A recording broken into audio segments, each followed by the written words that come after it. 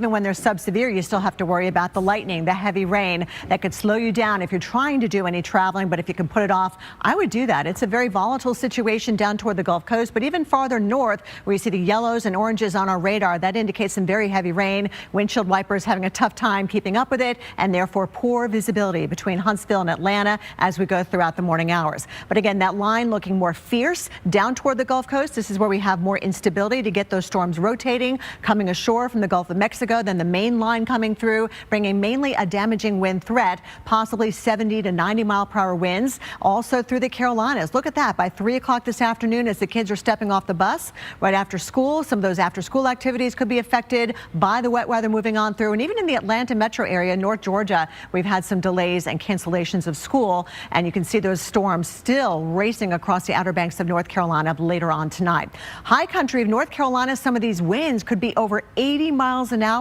All the way down into North Georgia. These are high wind warnings that are in effect. Elsewhere, that lighter purple, it's a huge expanse of wind advisories from Texas, Oklahoma, all the way to the East Coast. So it's a very wound up system. You can see the winds 25, 30, up to 50 mile per hour winds. And this is outside of the thunderstorms. So already we've got more than 60,000 customers without power in Alabama this morning. If you're trying to work from home today because you don't want to drive through the storms, it's also going to be a challenge keeping the Wi-Fi and the power going. Already a lot of power outages across the south. Here's Atlanta, already a mess of a rush hour commute this morning. You can see the yellows, oranges, even reds on this future radar, showing you the downpours out towards Stone Mountain as we head towards 9 o'clock this morning. And then you think you're done, but midday we see more incoming. This is actually the main line that comes through. By 2 o'clock, 3 o'clock, we'll start to clear things out for North Georgia. Down here in Florida, though, we still have the severe weather threat. Torcon 3, places like Jacksonville to Gainesville, Tallahassee, you're going to Torcon 5.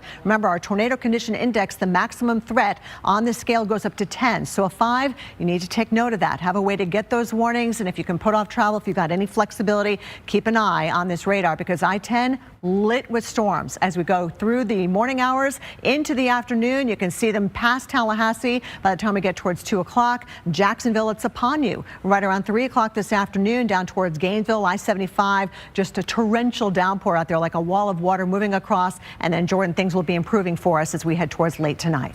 All right, let's get everybody caught up on some of the